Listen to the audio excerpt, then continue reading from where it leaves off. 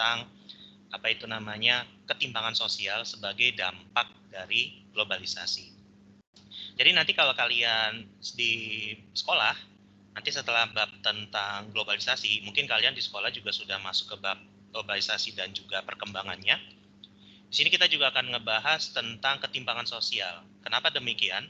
Karena dalam suatu kegiatan globalisasi atau dalam suatu fenomena globalisasi, kita cenderung akan melihat suatu adanya gap, ada celah, ada suatu ketimpangan, atau kalau dalam bahasa yang lebih itunya kerumpangan. Rumpang itu lebih sesuatu yang ada yang di atas banget, ada yang di bawah banget, tapi ada juga yang istilahnya sangat berjauh-jauhan lah. Nah, itu yang kita namakan sebagai suatu ketimpangan. Nah, ketimpangan ini memang dalam sosiologi Indonesia yang sifatnya kontemporer atau yang sifatnya modern, ini memang baru dicetuskan atau baru dirumuskan pada mungkin sekitaran tahun atau masuk di kurikulum kita di SMA, itu palingan sekitaran tahun 2015-an atau 2013-an lah ya, ada range antara waktu di situ. Jadi kalau kita dulu di mana tuh? Kalau kita belajar sosiologi di kelas 12, kalau kita pakai kurikulum yang 2004 atau kurikulum KTSP 2006 atau Kurtilas yang 2013 yang awal, ini masih belum terlalu belum terlalu dibahas banget. Kenapa? Karena masih membahas terlalu lebih kepada arahnya itu globalisasi. Jadi kalau kita belajar globalisasi itu sudah ada. Tetapi kalau misalnya untuk ketimpangan sosialnya, ini memang baru dipelajari untuk awal-awal 2000-an itu kalau kalian masuk di bangku kuliah. Nanti seandainya kalian ada di kuliah itu nanti juga ada misalnya mata kuliah yang namanya itu entah pengantar sosiologi atau sistem sosial Indonesia atau sosiologi masyarakat atau sosiologi pembangunan. Nah, ini ketimpangan sosial ini memang sudah lama dibahas, tapi untuk jenjang SMA itu baru ada sekitaran tahun 2013-an ke atas. Nah, seperti itu. Makanya ini materinya tergolong baru, tetapi memang ini akhirnya dimasukkan pada tahun 2016 ketika kurikulum 2013 ini mengalami revisi. Tapi yang mungkin yang sekarang juga sudah menjadi sesuatu yang cukup ngehits juga ya, bahwa sekarang kurikulumnya sudah mau berganti lagi. Namanya itu kurikulum pembangunan, kurikulum kurikulum penegak dari pramuka aja ya, mungkin agak lupa lah namanya apa, tapi yang pasti kurikulumnya mau berganti lagi untuk angkatan yang sekarang kelas 10 itu sudah berganti kurikulumnya. Nah, tapi bagi kalian atau yang kelas 11 itu masih belum gitu ya. Oke, kita sudah mungkin dari teman-teman semua sudah pada berdatangan atau sudah pada join. Ya, sambil menunggu teman-teman lainnya juga, Candy akan sedikit menjelaskan bahwa apa sih yang dimaksud dengan ketimpangan sosial. Jadi di sini kan kita akan ngomongin mengenai ketimpangan sosial itu, ini masih berupa apanya ya bahasanya ya, masih berupa kayak penjabaran yang ngacaknya. Nah, sekarang kita akan, sebelum kita tahu dulu apa sih ketimpangan sosial yang dibahas di sini. Jadi ketimpangan sosial secara sederhana atau secara gampangnya ya, adalah suatu bahasanya ya, adanya ketidakadilan ya. Jadi kalau misalnya kita ngomongin tentang ketimpangan sosial, itu kita akan berbicara tentang ketidakadilan. Ketidakadilan bagaimana? Ketidakadilan yang terjadi karena adanya pembangunan yang sifatnya itu lebih mengarah kepada ekonomi. Jadi memang dalam suatu negara pasti akan ada suatu pembangunan. Pembangunan ini kan kalau kalian pernah belajar IPS dulu pas SMP, atau mungkin kalian belajar ekonomi, kayak ini lupa materi kelas berapa itu, pasti akan membangun ekonominya. Jadi kan di situ ada dua istilah sebenarnya, ada pembangunan, ada juga yang sifatnya itu perkembangan. Nah, kalau misalnya kita ngomongin tentang ketimpangan sosial, itu terjadi ketika suatu entitas itu maksudnya adalah suatu negara, itu lebih mengedepankan pembangunannya saja, tetapi enggak ngomongin mengenai perkembangan ekonominya.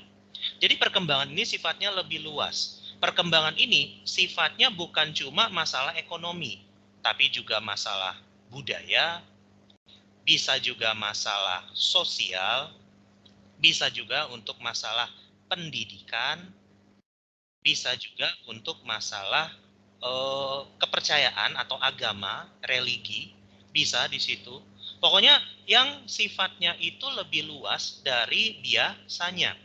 Nah, tetapi kalau misalnya kita ngomongin tentang ketimpangan sosial, di sini berarti pemerintah kita atau pemerintah di negara manapun itu hanya mementingkan pembangunan ekonomi. Untuk apa? Ya kita tahu ya tadi ada pertumbuhan, ada perkembangan. Nah, pertumbuhan ekonomi memang pada dasarnya itu adalah sesuatu yang lebih mudah untuk dihitung. Jadi kalau kita nanti akan melihat dalam pertumbuhan ekonomi itu ada yang namanya itu entah PDB atau PDB, pendapatan domestik bruto, atau GDP, kan GDP, gross domestic product. Nah, itu dia itu sangat diperhitungkan dalam menghitung atau menilai bagaimana perkembangan ekonomi yang ada dalam suatu negara.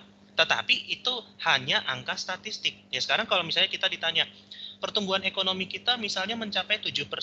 Nah, tetapi dalam 7% itu bagaimana kriteria yang lainnya? Nah, itu yang kriteria lainnya itulah yang akan kita bahas dalam perkembangan ekonomi. Yang ini yang nggak pernah dibahas.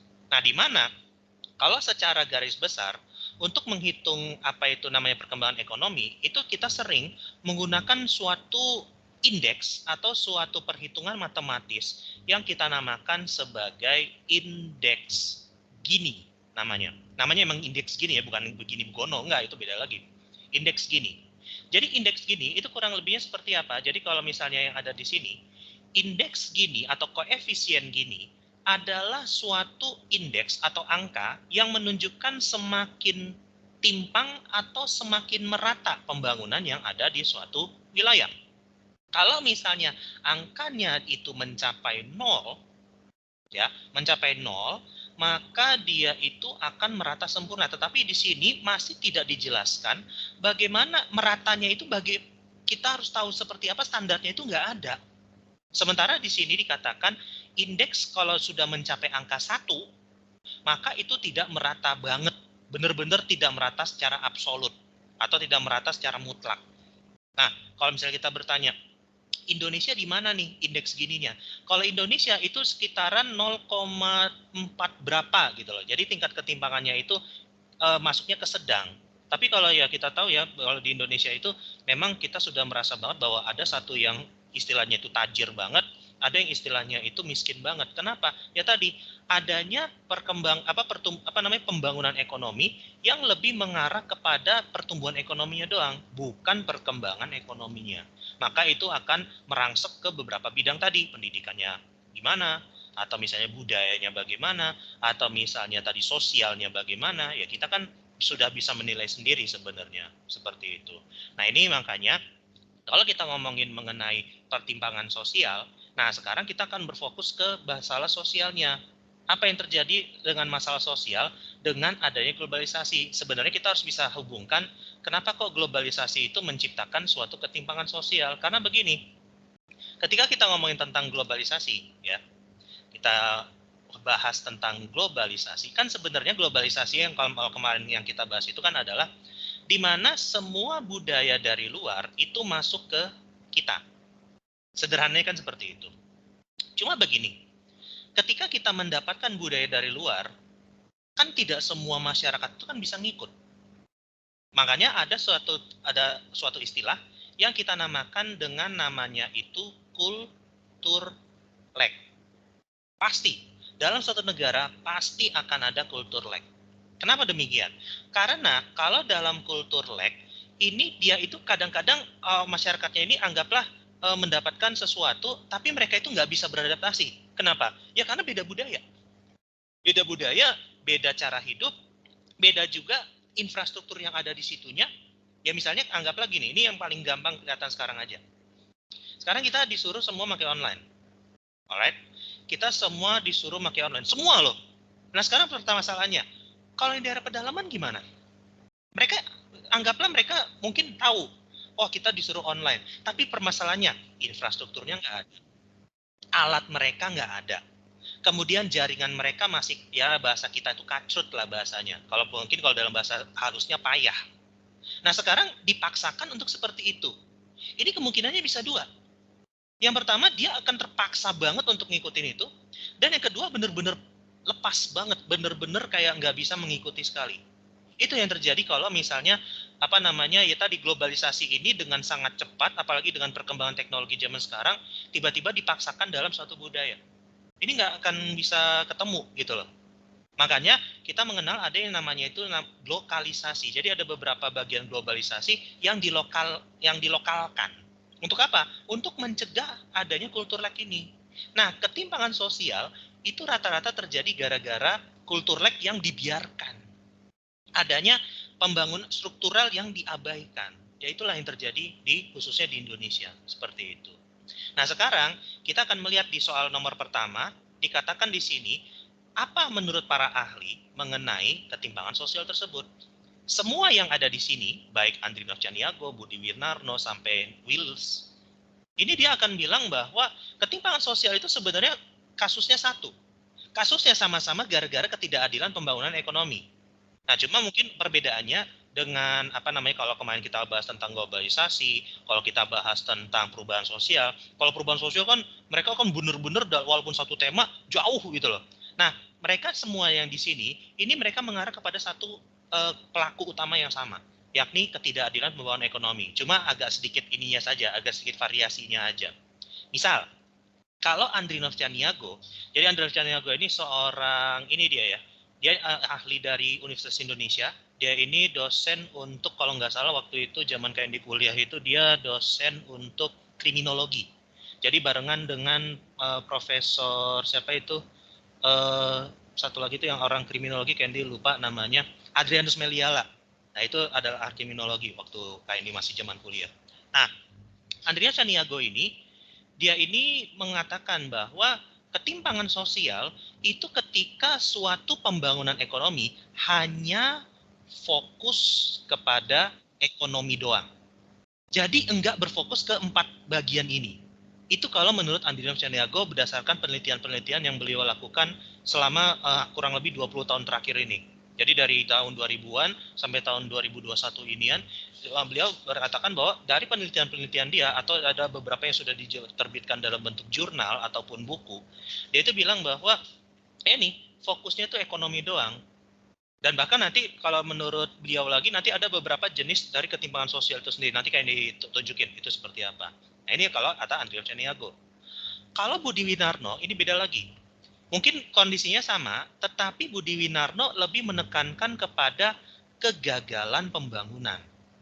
Jadi pembangunan itu kan kalau menurut para ahli ini harusnya menyeluruh, bukan cuma dalam bidang ekonomi doang, tapi juga dalam bidang yang ini. Tetapi Budi Winarno mengatakan bahwa ini terjadi karena pembangunan itu gagal. Pembangunan cuma di satu sisi doang, sehingga gagal membangun yang lain.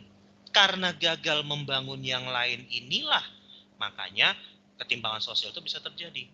Ya sekarang anggaplah begini, kita bisa bikin gedung dengan jumlah yang besar. Di dalamnya biasanya ada kantor, ada apartemen, ada apa. Nah, cuma sekarang kalau biasanya kalau sektor-sektor semacam gituan, apakah di situ akan sangat bahasanya tuh orang-orangnya tuh bisa semua ke situ? Kan nggak semua. Cuma orang yang qualified doang yang bisa masuk ke situan doang. Sementara orang-orang kita yang ketimpangannya itu cukup tinggi, apakah bisa masuk ke situ? Ya enggak dong. Ya ini misalnya yang mirip sekali dengan kondisi ketika Inggris pada tahun 1750-an itu mengalami revolusi industri. Itu seperti itu. Yang bisa masuk ke pabrik siapa? Ya orang yang punya modal sama orang yang punya skill. Sementara para petani-petani yang nggak punya apa-apa gimana? Nganggur. Dan bahkan menjadi kriminal. Sehingga Inggris waktu itu terpaksa memindahkan mereka itu ke Australia. Ya gara-gara apa? Ya gara-gara mereka itu bikin kacau kalau misalnya itu akhirnya kan Inggris gara-gara biar nggak mau itu kejadian lagi, apa yang dilakukan? Mengadopsi sistem sosialis. Siapa yang mencetuskannya? Karl Marx. Gitu loh. Nah itu yang terjadi pada Inggris ketika masa revolusi industri. Nah ini yang juga kalau pada kata Budi Winarno dikatakan bahwa kegagalan pembangunan inilah yang menyebabkan itu bisa terjadi. Jadi mengabaikan semua yang ada di sini. Nah, sementara kalau Houghton dan Kenker, dia tuh bilang bahwa ketimpangan sosial itu terjadi gara-gara adanya ketidakadilan dalam pembangunan. Jadi, pembangunannya cuma difokusin satu sisi doang. Sementara untuk sisi yang lainnya itu tidak diperhatikan. dibuktikan. Kenapa? Ya ini kita sedikit ngomongin tentang kenyataan aja ya. Sekarang gini aja. Kenapa pembangunan di suatu wilayah itu cenderung dia itu kayak cuma ngarahin ke satu sisi atau satu sektor atau satu pangsa pasar aja. Kenapa? Jadi mungkin Candy bukannya Candy mau sok tahu ya, bukannya Candy mau apa ya, tapi ini pakai berdasarkan pengalaman Candy aja. Jadi kalau dalam suatu proyek, ya, dalam suatu proyek itu ada yang namanya kalau setiap proyek ekonomi itu pasti mungkin kalian juga sudah tahu atau kalian sudah paham ada yang namanya break even point. Apa itu? Kalau dalam bahasa kitanya itu balik modal. Apa sih balik modal? Ya jadi kan kalau kita bikin sesuatu pasti kita kan keluar duit. Ya, keluar duit, nah terus kemudian jadi. Kita itu hitungannya ngutang. Nah, ketika ada tenant atau ada suatu pihak yang memanfaatkan apa yang kita bangun itu akhirnya mulai muncul, nah itu nanti mereka akan membayar kepada kita. Oke, kita akan membayar kepada kita. Nah, break even point-nya itu bisa tergantung. Kita bikin proyek apa. Misalnya begini, kalau kita bikin jalan tol, dibandingkan dengan kita bikin transportasi umum, yang mana yang break even point-nya paling cepat? Ya jalan tol. Kenapa? Ya jalan tol, yang bayar jalan tol siapa? Pengguna mobil. Sementara kalau transportasi umum, kita harus, ya sekarang kalau kita bertanya, lo kan transportasi umum kan nama orang juga. Jangan berpikir sesimpel itu.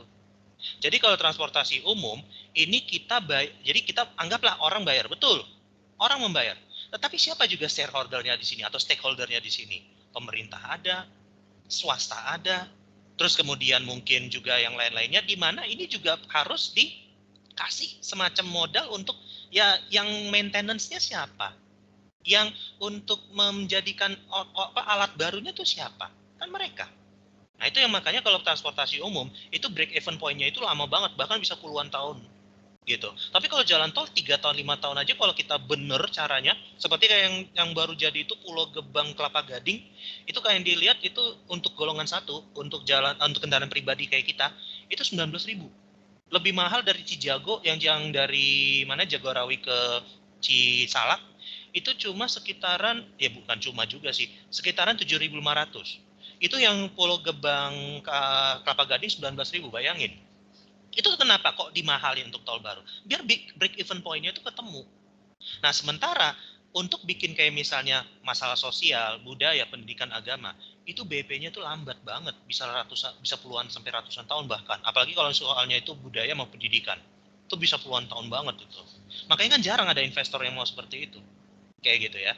Nah, itu yang menyebabkan kenapa kok pembangunan itu biasanya malah lebih mengarah ke sini. Ya mungkin kata mereka, ya kan kalau ekonominya bagus, ini bisa ngaruh-ngaruh ke yang lainnya. Ya lah, sekarang pada akhirnya ya mereka akan lebih cenderung untuk bagusin mereka sendiri aja gitu. Nah, itu ya. Sementara kalau Raihatul Aswida ini bilang bahwa ketimpangan sosial ini terjadi gara-gara adanya dampak residual kalau kata beliau. Apa sih maksudnya dampak residual? Jadi tadi sebenarnya masih sama. Dampak residual ini maksudnya adalah ketika ada suatu pembangunan, ya, ketika ada suatu proyek, ada suatu yang bikin sesuatu dari yang nggak ada menjadi ada, maka itu akan istilahnya ya seperti tadi yang kayak dijelasin, maka akan muncul kegiatan ekonomi. Tetapi kegiatan ekonomi ini kan ya tadi, dia itu kan tidak semua orang bisa.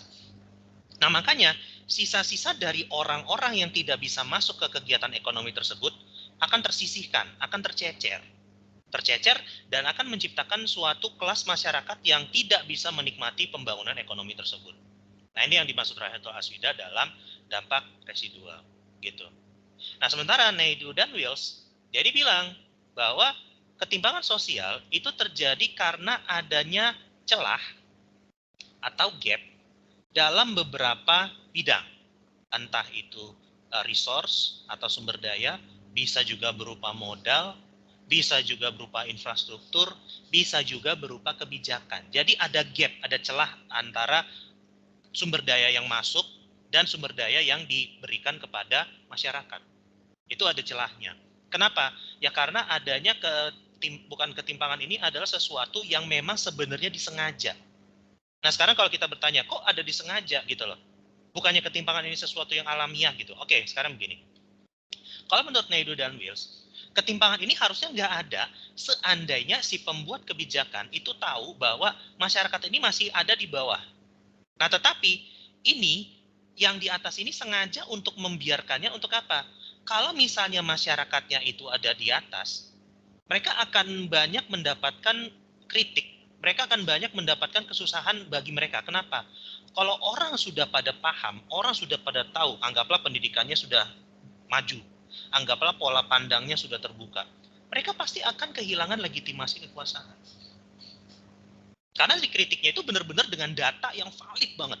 Ya contoh, kalau masyarakat bawah sama masyarakat kelas atas yang punya kekuasaan ngekritik orang yang sedang dalam pemerintahan, akan lebih didengar yang mana? Ya pasti orang yang di atas, dan masyarakat pemerintah ini tahu nih orang ini bahaya kalau misalnya dia mengkritik. Ya meskipun memang kita tidak bisa berpikir sesimpel itu, karena kadang-kadang orang yang di bawah pun kalau sudah nyatu atau yang disebut dengan silent majority, itu bisa nge-throw atau menggulingkan pemerintahan jika bisa gitu. Nah itu yang emang agak sangat sulit ya. Pembahasan ini memang sudah merambah kemana-mana, entah itu ngomongin tentang sosial, bahkan nanti kalau kita juga ngomongin soal politik seperti itu gitu ya. Nah itu jawaban untuk nomor 1. Jadi sebenarnya semua ahli yang ada di sini itu menyatakan bahwa ketimpangan sosial itu biang keroknya itu cuma satu, yakni adanya ketidakadilan dalam pembangunan ekonomi. Cuma mereka akan lebih mengarah kepada variasinya aja, yang lebih mengarah kepada ketimpangan ekonominya tuh di mana? Oh di sini, di sini, di sini, di sini. Udah. Beda kalau misalnya kita ngomongin tentang kayak sosialisasi atau perubahan sosial, itu kan dia lebih dia itu lebih bahasanya itu kadang-kadang berbeda topik gitu ya. Dari sini ada yang mau ditanyakan atau ditambahkan atau yang masih kurang, ada yang mau ditukan, silakan. Ada mungkin bagi teman-teman yang ada di sini. Ya di sini saya diinikan kembali bahwa soal di sini ada 30.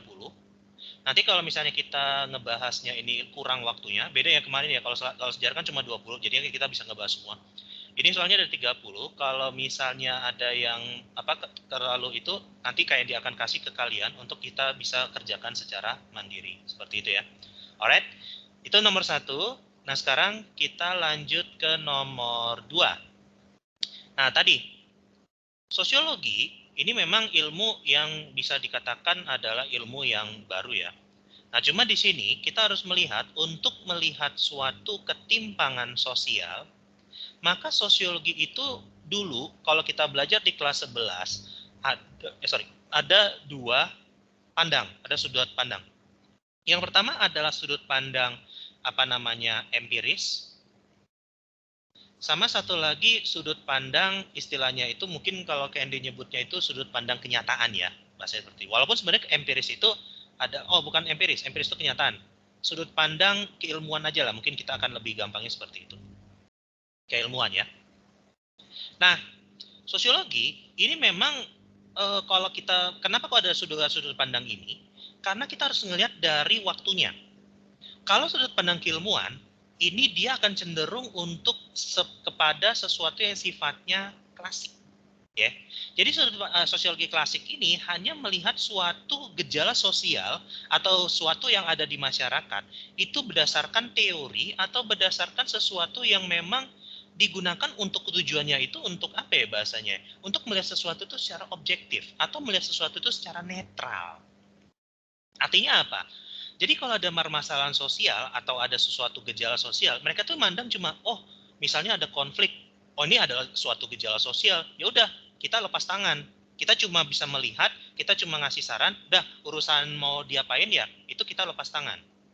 Nah, sosiologi klasik ini banyak mendapatkan kritik, banyak mendapatkan hujatan bahkan. Kenapa? Karena ya sekarang kita ini dalam permasalahan sosial, emang kita adalah orang yang kayak melihat di balik kaca, cuma ngeliatin doang. Kalau kita kayak misalnya lagi nonton sesuatu dari balik kaca atau dari balik layar, tiba-tiba kita ngebiarin tuh orang kayak berantem atau ngebiarin tuh orang kayak ribut sendiri, kan enggak. Makanya ini akan diubah ketika ada yang pada tahun 1920-an terbit ada sebuah majalah di Prancis yang juga membahas masalah sosial ini adalah sesuatu yang sifatnya ini harus juga diselesaikan atau bisa diminimalisir gitu loh, karena masalah sosial itu selalu ada. Nah, makanya yang berdasarkan kenyataan ini lebih masuk kepada sosiologi yang sifatnya modern atau yang sering juga kita namakan sebagai kontemporer. Jadi kalau misalnya kita ngomongin tentang sosiologi kontemporer atau sosiologi modern, ini akan lebih mengarah kepada bagaimana sosiologi ini juga bukan ngelihat masalah ini adalah sesuatu yang udah kita angkat tangan karena ya kalau misalnya kita turun ya jadi subjektif dong. Nah, sementara manusia dan juga masyarakat selalu subjektif, nggak pernah dia sifatnya objektif. Bahkan kalau kita mengklaim bahwa kita yang paling netral, kita yang paling objektif, nggak akan tetap. Kenapa? Setiap manusia itu pasti memiliki nilai, pasti akan ada bias. Bias itu artinya adalah kita memandang sesuatu itu dari sudut pandang kita juga. Jadi kita enggak bahasanya itu kayak melihat sesuatu itu kayak benar-benar kayak suci banget tuh nggak akan ada. Pasti kita akan memiliki nilai sendiri. Nah, inilah yang akan masuk ke dalam sosiologi modern. Nah, ketika kita memandang dari sosiologi yang sifatnya modern, maka kalau kita melihat ketimpangan sosial karena ini baru muncul sekitaran tahun 80-an sampai tahun 2000-an sekarang, maka kita akan masuk kepada sosiologi yang sifatnya kontemporer. Maka apa tadi pandangan dari kontemporer? Dan juga kalau kita tahu klasik dulu ya. Jadi kalau klasik, dia ini melihat bahwa ketimpangan sosial ini adalah suatu fenomena. Sementara kalau kenyataan untuk yang modern, dia melihat bahwa permasalahan ketimpangan sosial adalah suatu masalah. Bukan suatu yang cuma dilihat doang atau fenomena doang yang dianggap ya udah ada fenomena ini terus kita mau apa gitu. Nah, ini yang sudah banyak dikritik dan banyak ditinggalkan juga oleh para sosiolog-sosiolog zaman sekarang seperti itu. Dan bahkan ini juga bilang bahwa semuanya ini adalah masalah, bukan fenomena doang. Nah, ini yang akan menjadi jawabannya lebih kepada masalah sosial seperti itu. Kenapa bukan disintegrasi misalnya? Kalau disintegrasi kan berarti kan perpecahan, sesuatu yang tidak tidak menyatu kembali, itu disintegrasi. Kenapa bukan proses? Kalau proses yaitu kita akan ngomongin misalnya kayak sosialisasi, itu proses. Atau misalnya kita mendapatkan suatu budaya, itu proses. Ada yang namanya inkulturasi, ada yang namanya enkulturasi, ada juga yang namanya desosialisasi dan juga resosialisasi, itu proses. Sementara kalau dinamika, ya berarti kayak perubahan sosial. Yang tadinya seperti ini, sekarang seperti ini. Itu perubahan sosial. Maka kalau kemarin perubahan sosial, itu sebenarnya masuknya itu adalah dinamika sosial. Tapi kalau misalnya kalau kita ngomongin mengenai ini ketimpangan sosial, maka ilmuwan khususnya sosial modern atau kontemporer itu lebih memasukkannya kepada yang sifatnya masalah, bukan fenomena ya. Kalau fenomena ya udah cuma kita ngeliat gitu doang. Meskipun memang secara aslinya sosiologi akan memandang seperti itu. Kalau sosiologinya itu masih memegang ke klasik. Padahal kalau sekarang karena ini sifatnya kontemporer, maka dia akan masuknya ke sini. Gitu ya. Oke, ada yang mau ditanyakan atau yang ditambahkan atau yang masih kurang atau bagaimana? Silakan dari kalian. Ada yang mau dituin dulu? Oke, kalau tidak ada, kan dilanjutin ke nomor 3. Nah, di sini nih. Kalau kita berbicara tentang bahasanya adalah penyebab ketimpangan sosial, sebenarnya so many gitu loh, banyak. Dan semua yang ada di sini, ini adalah salah satu penyebab dari ketimpangan sosial. Coba kan kita bahas satu-satu, kenapa di sini kok bisa ada ketimpangan sosial. Misalnya, kalau kita ngomongin dari kultural dulu. Kultural ini akan ngomongin tentang masalah budaya. Nah, sekarang kalau kita bertanya, budaya itu apa maksudnya? Kok bisa sih budaya itu menciptakan ketimpangan sosial? Ya mungkin kita tahu tadi ada kultur lag. Kultur lag itu artinya adalah senjang budaya. Tapi kenapa kok budaya bisa menjadikan sesuatu itu menjadi ketimpangan? Apa yang kita rasakan di masyarakat menjadi suatu ketimpangan? Kok bisa? Karena begini. Karena kalau misalnya ngomongin tentang kultur, misalnya tadi, misalnya kalau di luar budayanya itu dia misalnya hustle culture misalnya. Hustle itu artinya dia sangat cepat, bukan buru-buru ya. Kalau buru-buru kan artinya rushing. Kalau hustle itu segalanya mesti serba gercep gitu loh. Nah, sementara kan kalau kita kan santuy, kayak ya udah. Atau dalam bahasa itunya prokrastinasi. Artinya menunda sesuatu. Kenapa? Karena memang budaya kita sejak ribuan tahun memang seperti itu. Makanya ketika akhirnya budaya luar itu masuk dan terjadi suatu ketimpangan, akhirnya kita nggak bisa adaptasi. Nah itu yang terjadi kalau masalah budaya, akhirnya timpang tuh. Dunia kerja zaman sekarang sifatnya hustle, tapi kitanya sifatnya santuy. Ya udah, terjadilah ketimpangan di sini. Nah, kemudian ada yang sifatnya struktural. Struktural ini lebih kepada adanya ketidakmampuan atau ketimpangan dalam bidang infrastruktur. Infrastruktur ini kalau dalam bahasa kita sederhananya adalah akses menuju ke sananya. Misalnya nggak ada jalan, nggak ada gedungnya, nggak ada fasilitasnya. Nah ini adalah namanya kebidaan struktural. Tapi kalau misalnya ngomongin tentang birokrasi, birokrasi ini lebih mengarah kepada kebijakan. Gitu. Kebijakan dari pihak yang berwenang, entah itu Pemda, entah itu Pemkot, entah itu Pemprov, atau itu pusat. Nah, ini birokrasi inilah yang istilahnya itu membuat masalah sosial ini semakin melebar. Kenapa? Ya karena nggak ada kebijakan untuk mengentaskan atau menyelesaikan masalah tersebut. Gitu. Kalau misalnya mau ngomongin tentang politik, politik ya berarti lebih mengarah kepada ya bagaimana alur politik yang ada. Ya politik ini berarti lebih kepada politik praktis. Nah, nantinya politik ini akan masuk ke birokrasi. Tapi sekarang kalau kita bertanya, apa bedanya birokrasi sama politik? Kalau birokrasi ini lebih kepada kebijakan yang sifatnya umum. Sementara kalau politik ini lebih kepada kelas atasnya. Jadi kayak legislatif, DPR atau eksekutif pemerintahan dan juga yudikatif atau MA, ini dia cenderung untuk mainnya tuh di sini. Sementara kalau birokrasi, di mana yang politiknya diterjunkan ke masyarakat dalam bentuk birokrasi. Sementara kalau ekonomi ya jelas, ekonomi ini lebih kepada suatu kegiatan ekonomi dalam suatu wilayah. Nah sekarang kita lihat di sini. Dia, ini, kelompok masyarakat ini, mengalami kemiskinan turun-temurun atau kemiskinan yang kita namakan sebagai kemiskinan absolut. Jadi kalau kemiskinan itu turun-temurun, itu akan kita namakan sebagai kemiskinan absolut. Nanti ada jenis kemiskinan lain-lainnya juga. Karena daerahnya terisolasi. Oke, berarti kalau nggak terisolasi, maka sebenarnya ini akan masuk kepada kemiskinan sifatnya itu struktural. Tetapi kita lihat di sini, pemerintah setempat itu tidak punya kebijakan untuk membangun jalan. Jadi struktural ini disebabkan oleh kegagalan atau ketidakmampuan dalam bidang birokrasi atau dalam bidang kebijakan. Maka di sini akan masuk kemana? Jawabannya ini akan masuk kepada yang birokrasi. Nah sekarang kalau kita bertanya, oke, mungkin tadi struktural bisa kita abaikan karena adanya kebijakan. Tapi kenapa bukan politik? Karena kalau politik, ini ya tadi ya, politik dia tidak akan langsung merangsek ke masyarakat. Untuk menerjemahkan biar politik itu masih bisa dinikmati masyarakat, maka harus ada birokrasinya. Birokrasi menggambarkan politik dalam suatu negara. Jadi kalau bahkan kadang-kadang juga birokrasi meskipun politiknya seperti apa, maka itulah yang birokrasi ini kadang-kadang tidak terlalu ngikut politik. Kenapa?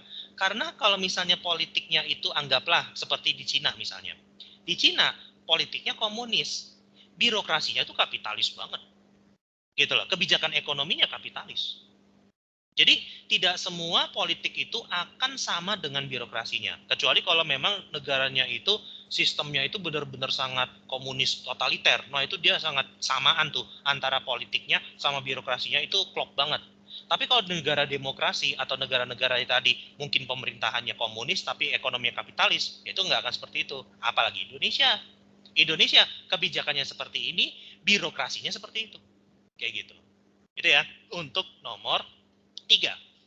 Silakan kalau ada yang mau ditanyakan atau ada yang mau ditambahkan, boleh dari teman-teman semua. Tapi kalau tidak ada, Kenda akan lanjutkan ke nomor 4. Ya. Oke? Ada yang bertanyakan dulu? Oke, kita akan lanjut dulu ke nomor 4. Nah, sini dikatakan, faktor yang mendorong timbulnya kesenjangan ekonomi, di mana ini berkaitan dengan sikap mental. Nah, tadi, ini adalah suatu ketimpangan yang terjadi gara-gara adanya masalah kultural. Kultural berarti di sini ngomongin apa? Ngomongin di sini adalah masalah budaya. Nah, kalau kemarin kalau kita bahas di perubahan sosial, salah satu yang menghambat ataupun mendorong suatu perubahan sosial adalah sikap budaya. Jika budayanya itu open, budayanya itu toleran, maka dia akan cepat berubah. Tapi kalau sifatnya tertutup atau sifatnya itu konservatif atau tradisional, maka dia akan sangat susah untuk terjadi suatu perubahan sosial. Nah, makanya di sini dikatakan ini budaya bisa menjadi salah satu bagian yang bisa mendorong suatu ketimpangan atau kesenjangan dalam bidang apapun sebenarnya, bukan cuma masalah ekonomi. Nah, tetapi di sini apa yang kalau kita lihat ngomongin mengenai bagaimana budaya ini bisa membuat ketimpangan itu bisa terjadi. Misalnya kita lihat, kurang menyukai persaingan dalam usaha. Kita lihat dulu, karena ini lihat dulu ya. Pasrah untuk menerima kondisi, kemudian rendahnya mobilitas sosial lingkungan kerja, tidak bisa memanfaatkan peluang yang ada, atau pertumbuhan penduduk relatif tinggi. Nah, sekarang kita lihat. Kalau pertumbuhan penduduknya relatif tinggi, ini dia tidak terlalu masuk kepada budaya. Kenapa? Karena ini akan masuk kepada demografi. Hanya kepada ke fisikal penduduknya saja. Nah, terus kemudian tidak bisa memanfaatkan peluang yang ada. Kalau ini lebih mengarah kepada bukan ya betul sih mental ya, tetapi ini kadang-kadang bisa terjadi karena beberapa faktor. Bisa karena kurangnya kemampuan ataupun kurangnya itu alat yang digunakan. Nah, itu membuat mereka seperti itu. Kemudian rendahnya mobilitas sosial di lingkungan kerja. Ya kalau mobilitas sosial lingkungan kerja memang mobilitas sosialnya itu memang enggak dibilang tinggi enggak, tapi dibilang rendah juga enggak. Kenapa? Ya tergantung kantornya. Kalau kantornya itu pemerintahan, ya dia akan sangat memiliki pace atau memiliki kecepatan yang cukup standar gitu loh. Naik ya udah dan turun enggak. Tapi kalau swasta tuh cepet banget, bisa segini, bisa gini, dalam waktu 3 tahun, 4 tahun tuh bisa naik jabatan itu berkali-kali. Tapi kalau misalnya di lingkungan kerja yang sifatnya tradisional, ya ini memang dia enggak ini ya, dia itu enggak akan naik atau akan turun. Kenapa? Ya karena di situ-situ aja. Itu kalau sifatnya tradisional. Kemudian pasrah untuk menerima kondisi yang ada. Nah, pasrah dalam menerima kondisi yang ada ini yang kalau kita namakan sebagai fatalis bahasanya. Fatalis ini lebih mengarah kepada ya udahlah, kita mau diapain lagi. Karena tidak mau seperti istilahnya kayak mau diapain lagi inilah, sehingga kita ini menjadi apa ya bahasanya ya, kayak ya udah gini aja, mau diapain lagi gitu loh. Toh kita bekerja keras akan dapatnya sama aja, toh kita nggak bekerja keras juga sama aja gitu loh. Nah, terus kemudian di sini kurang menyukai persaingan dalam usaha. Nah, ini memang jawabannya agak debatable ya kalau menurut KND ya. Kenapa? Karena khususnya untuk yang A atau yang B, ini bisa menjadikan salah satu alasan yang membuat budaya ini membuat penyebab utama dari kesenjangan dalam ekonomi. Nah, tetapi kalau misalnya di sini katakan kurang menyukai persaingan dalam usaha. Artinya, persaingan itu apa sih fungsinya? Persaingan, kalau kompetisi, kalau dulu kita pernah belajar di kelas 10 tentang kompetisi, ini untuk menjadikan kita itu selangkah lebih maju. Selangkah di depan kompetitor kita. Anggaplah misalnya kita sama kompetitor kita bikin suatu tempat makanan. Kompetitor kita tiba-tiba bikin inovasi. Dia bikin drive-thru. Nah, kalau misalnya kita tidak mau bersaing dengan dia, atau kurang mau bersaing dengan dia, ya kita toh akan begini aja. Dengan ituan yang sama. Nah, mending kalau kita udah punya nama, mending kalau kita itu punya ciri khas. Kalau kita nggak ada seperti apa? Ya kita kan hilang, mundur, gitu loh. Sementara yang kompetitor kita yang akan maju. Makanya di sini kita yang harus punya mental untuk berkompetisi kalau dalam masalah ekonomi modern. Tapi kalau memang kompetisi ini kadang-kadang kan sampai mengarah kepada kompetisi yang kurang sehat. Nah, makanya kompetisi inilah yang harus kita kendalikan. Tetapi intinya ini mungkin debatable ya, dan kalian bisa menginikan untuk jawaban di sini. Kalau KND akan lebih mengarah kepada yang ada di sini nih. Kurang menyukai persaingan. Jadi kalau nggak ada persaingan, artinya apa? Ya kita nggak akan bisa maju. Kalau kita tidak punya mental untuk lebih baik daripada orang lain, nah itu yang menjadi masalah. Karena ya tadi kita nggak akan mau, gini-gini aja udah cukup. Ya tiba-tiba lawan kita menjadi lebih tinggi dari kita. Nah, kita kehilangan tempat untuk melakukan usaha. Lah gimana dong? Nah itu ya, kalau kita ngomongin mengenai mental tidak mau bersaing. Tapi kalau pasrah menerima kondisi yang ada, kadang-kadang ini memang lebih untuk kontrol masalah persaingan ini. Jadi misalnya kita udah berusaha untuk bersaing, tapi lama-lama ya kita bekerja keras, pada ujungnya kayak udah memang seperti ini, mau diapain? Ya kita harus nunggu gitu. Jadi nggak selalu ya, nggak selalu kalau pasrah itu akan menjadi sesuatu yang bisa menjadikan hal yang sangat signifikan atau yang sangat berpengaruh mengenai kesenjangan ekonomi seperti itu. Oke, ini debatable. Silakan mungkin kalian kalau ada jawaban lain bisa mungkin dikasih di ini kan kalian, itu akan mengarahnya kemana. Tapi kalau KND akan lebih mengarah kepada yang A. Di situ ya. Nomor 4, ada yang mau ditanyakan atau ditambahkan? Silakan. Oke, kalau nggak ada, kita akan masuk dulu ke nomor 5. Di sini dikatakan. Nah, salah satu ketimpangan yang ada di Indonesia, ini ada ketimpangan antar wilayah dan juga subwilayah. Kalau kemarin kita mungkin sudah mempelajari tentang interaksi desa kota atau untuk wilayah dan konsep keuangan, ini kita akan mempelajari tentang 4 wilayah pembangunan utama di Indonesia. Di mana aja? Ada yang di Medan, ada yang Jakarta, ada yang Surabaya, sama satu lagi adalah Makassar. Di mana 4 wilayah pembangunan itu akan dibagi menjadi 10 sub wilayah pembangunan dari ujung Sumatera sampai ujung Papua. Nah, di sini antara ujung Sumatera sampai ujung Papua, kita bisa melihat adanya ketimpangan yang benar-benar sangat kentara sekali. Nah, ketimpangan itu ada 2 sebenarnya. Ada ketimpangan yang dikatakan antar wilayah, dan satu lagi adalah ketimpangan yang terjadi antara desa dan juga kota. Nah, kenapa demikian? Karena ketimpangan khususnya kalau misalnya kita ngomongin tentang wilayah. Wilayah akan terbagi menjadi yang pembagiannya itu adalah Indonesia Barat sama Indonesia Timur. Kenapa demikian? Karena Indonesia Barat ini lebih sejahtera lah hitungannya, walaupun memang di beberapa wilayah Indonesia Barat masih ada yang masih kurang, dibandingkan dengan Indonesia Timur. Kelihatan sekali. Kenapa demikian? Karena memang secara geografis Indonesia Timur ini memang sangat sulit. Itu yang pertama. Dan yang kedua tentu saja wilayah ibu kota kan ada Indonesia Barat. Makanya kan ada rencana mau dipindahkan ke Indonesia Tengah kan, ke Kalimantan. Walaupun memang sekarang menjadi banyak kontroversi karena dianggapnya dengan kondisi pandemi itu kenapa mesti harus pindahin ibu kota sekarang bla bla segala macam ya. Itu urusan sana gitu, bukan urusan kita. Nah, terus kemudian desa dengan kota. Kenapa ini bisa terjadi? Karena mungkin ini sedikit ini ya pemikiran Candy aja ya. Karena ada kegagalan dari kita semua dalam memahami fungsi desa dan fungsi kota. Sedikit kita masuk ke interaksi desa kota.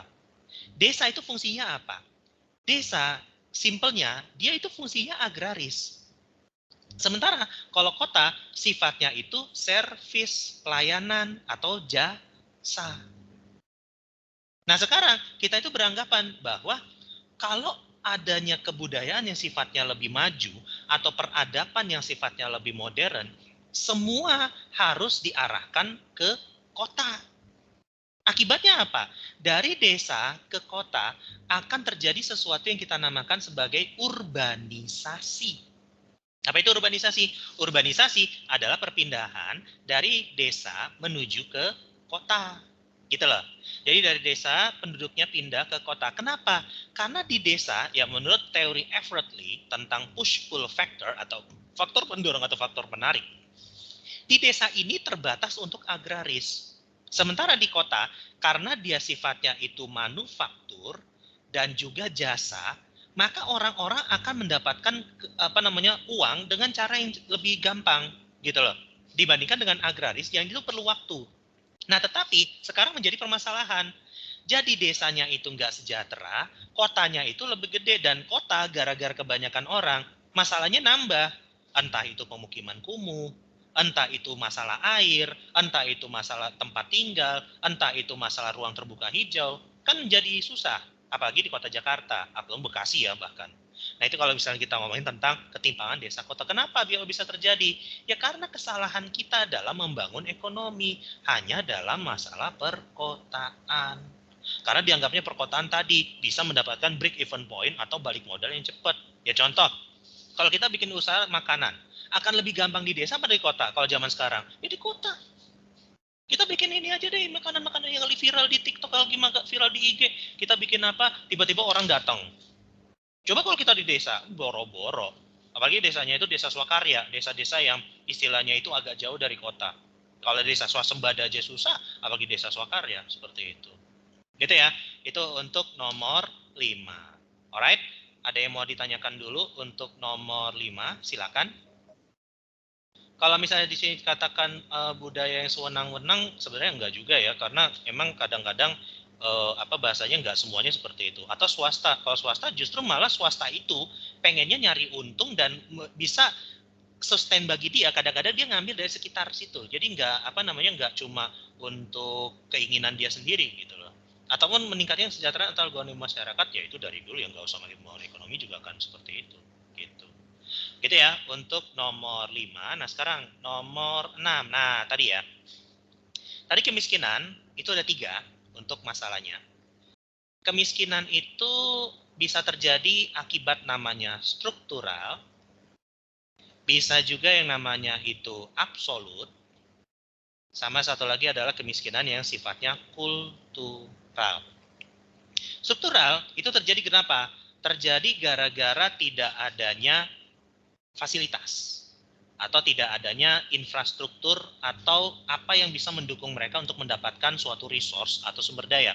Misalnya, penduduk susah air. Kenapa? Karena nggak ada misalnya sumber air. Atau misalnya kenapa tidak bisa mendapatkan pendidikan? Ya karena nggak ada fasilitas pendidikannya. Ataupun jalan menuju fasilitas pendidikan itu jelek banget atau nggak ada sama sekali.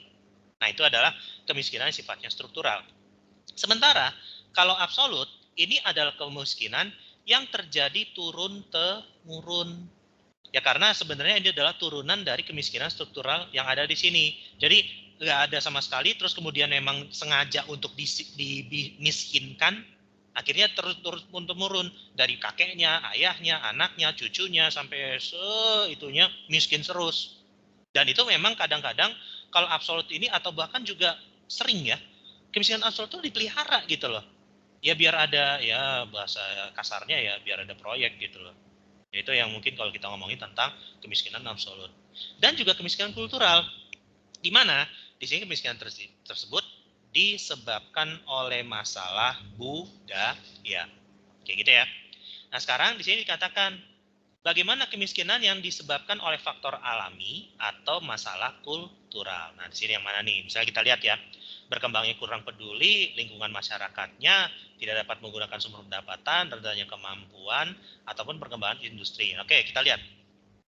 Perkembangan industri ini lebih mengarah kepada struktural ya. Kenapa? Karena di sini kurang membuka lapangan pekerjaan. Berarti udah ada strukturnya, tetapi akses menuju ke sana itu nggak bisa. Ya contoh, kurang membuka lapangan pekerjaan. Ya misalnya diperlukannya orang ini, tapi kebanyakan orang yang di sekitarnya itu misalnya pekerjaannya berbeda. Nah itu masuk ke struktural. Kemampuan untuk menanggapi persoalan di sekitarnya, kemudian berkembangnya usia kepedulian warga. Misalnya tidak dapat menggunakan sumber pendapatan, ini yang struktural juga, sama. Lingkungan masyarakatnya memiliki karakteristik yang unik. Nah, di sini nih. Kenapa karakteristik unik itu bisa menjadi masalah ketimbangan?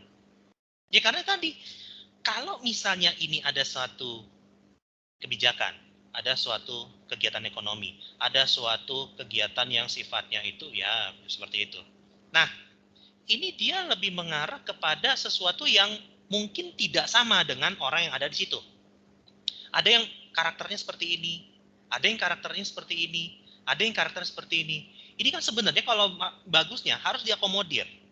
Permasalahannya adalah nih orang ini kadang-kadang dengan maunya seperti apa itu nggak bisa menyamaratakan, apa nggak bisa masuk ke sini gitu loh. Mungkin bahasa sederhananya gini aja. Kita ya seperti tadi, nggak mau saingan. Nggak mau saingan kenapa? Karena memang budaya mereka itu adalah guyup. Budaya mereka itu adalah wah kita harus bareng, kita harus kerjasama. Sementara kompetisi ini ada dalam suatu kegiatan ekonomi. Nah, dengan karakter masyarakat yang seperti ini, yang cenderung guyup, yang cenderung rukun, ngelihat orang kompetisi, itu udah kayak, ih apaan sih gitu loh. Sementara orang yang kompetisi akan melihat kayak, lah kan kita pengen cari duit. Nah itu gimana tuh? Benturan di sini. Benturannya pada akhirnya mereka jalan sendiri, ini juga hidup dengan itunya sendiri. Udah deh. Ya lagi-lagi tergantung di sini mereka mau berkembang apa enggak, ya kita nggak tahu. Gitu. Tapi intinya kalau ngomongin tentang masalah budaya, maka terjadi masalah gara-gara ini nih. Gitu. Jadi bukan masalah sumber pendapatan, enggak, itu struktural. Atau misalnya industri teknologi, enggak, itu struktural juga. Tapi kalau kemampuan menanggapi atau sikap kurang peduli, ini sebenarnya nggak terlalu masuk juga ya. Kenapa? Karena itu lebih mengarah kepada yang sifatnya sini lagi sebenarnya. Nah, tetapi kalau yang dari awalnya itu sudah demikian, nah ini karakternya. Karakter itu udah ada sejak dasar. Beda dengan sikap ya. Sikap bisa kita ubah. Karakter susah. Seperti itu. Nah, itu kalau kita ngomongin mengenai faktor kultural. Tapi kalau yang C sama E itu faktor struktural. Tapi kalau bukan. Ya betul, kalau D sama A, nah ini yang agak membingungkan sebenarnya. Tapi ini kalau kalian dilihat, A dan D ini lebih mengarah kepada sesuatu yang mereka bukan alaminya mereka. Jadi kalau misalnya Mas tidak peduli apakah itu terjadi secara alamiah, sebenarnya enggak. Itu harus berangkat dulu dari masyarakat karakter kita, itu yang keponya itu gila-gilaan. Tapi ketika ada kurang peduli ataupun tidak itu rendahnya kemampuan, ini lebih mengarah kepada sesuatu yang sudah ada di sini, gitu. Barulah kita merasa nggak peduli, seperti itu. Gitu ya. Itu untuk nomor 6. Nomor 6 ada yang ditanyakan dulu, silakan, atau ada yang ditambahkan boleh. Kalau enggak, kita lanjut ke nomor 7. Ya. Nah, di sini. Nah, seperti yang Candy bilang dulu, mungkin di awal-awal pertemuan kita, untuk memahami sosiologi, kita harus paham dulu materi kelas 10 sama kelas 11. Kalau tidak paham materi kelas 10 kelas 11, capek. Kenapa? Karena konsep dasarnya tetap akan dipergunakan walaupun sekarang ada di materi yang kurang lebih seperti ini. Nah, sekarang kenapa demikian? Karena kita di sini akan membicarakan tentang kelompok primer.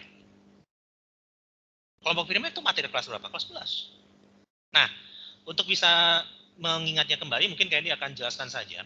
Apa sih dalam kelompok itu, kelompok sosial? Salah satunya di sini adalah kelompok primer, serta di sini ada kelompok sekunder. Nah, kelompok primer adalah kelompok yang sifatnya itu kalau di kelompok sosial mirip seperti pernyataannya Ferdinand Tonis. Ferdinand Tonis itu dulu punya konsep yang disebut dengan kelompok yang sifatnya itu paguyuban, atau yang dalam bahasa Jermannya dinamakan sebagai Gemeinschaft. Nah, Gemeinschaft ini punya ciri khas. Ciri khasnya apa? Dia itu erat atau misalnya itu akrab. Kemudian dia akan bertemu itu sering atau bahkan bisa dikatakan setiap hari. Kemudian dia ini sifatnya itu voluntary atau suka rela. Gitu ya. Sementara kalau kelompok sekunder ini mirip dengan konsep Tonis yang disebut dengan patembayan atau Gesellschaft. Nah, bagaimana ciri Gesellschaft? Gesellschaft atau patembayan, cirinya yang pertama, dia ini sifatnya kontrak. Kemudian dia itu tidak begitu akrab. Kemudian memiliki jumlah anggota yang banyak.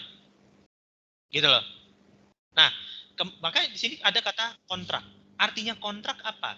Jadi untuk masuk ke dalam kelompok tersebut, kita itu harus Kita itu harus punya perjanjian tertentu. Punya skill tertentu di mana nanti skill tertentu itu akan diikat dalam suatu perjanjian tertentu. Jadi kayak masuk ke mana? Sekolah, universitas, kantor. Itu patembayan atau kelompok sekunder. Sementara kalau kelompok primer nggak perlu. Kita gabung-gabung aja. Kenapa? Sifatnya sukarela kok, sifatnya voluntary kok. Ngapain kita pakai ada perjanjian kontrak tertentu kayak apa aja gitu loh. Nggak mungkin kan? Nah, sekarang di sini dikatakan bahwa ketimpangan ini juga sifatnya struktural ya tadi ya, karena adanya perbedaan fasilitas, adanya perbedaan akses menuju suatu sumber daya. Tetapi kalau misalnya di sini ngomongin tentang kelompok primer, berarti kita harus cari mana kelompok yang sifatnya itu erat, sering, dan sukarela. Nah, tetapi di sini dikatakan ada kata tidak. Artinya apa? Ya berarti kita harus mencari kelompok sekunder, kontrak, tidak akrab, dan memiliki anggota yang cukup banyak. Kita lihat di sini. Golongan tua dan muda. Ada tua dan muda. Nah, mungkin kita lihat di sini. Anggotanya banyak, betul. Yang tua dan muda, ya dia akan memiliki anggota yang banyak. Tetapi, tua dan muda ini punya satu hal yang tidak dimiliki oleh kelompok sekunder. Apa itu? Dia ini sifatnya tidak kontrak. Dia akan terus ada dan alamiah terjadi. Jadi di sini kalau kita ngomongin tentang kelompok primer, juga yang ditambahkan Jaja, ini sifatnya ini alami. Sementara kalau ini sifatnya adalah sintesis ya, atau istilahnya buatan. Oke, sekarang kita masuk ke sini. Jadi golongan tua, ini dia akan alamiah. Ya tua udah ada dari dulu, muda juga sudah ada dari dulu. Itu nggak dibentuk secara kontrak gitu loh. Berarti bukan. Ketidaksetaraan gender. Gender berarti apa? Laki-laki, perempuan. Apakah laki-laki perempuan dibikin dengan kontrak? No. Meskipun mungkin jumlahnya banyak, tetapi mereka itu sifatnya sering ketemu nggak? Ya setiap hari ketemu. Gitu.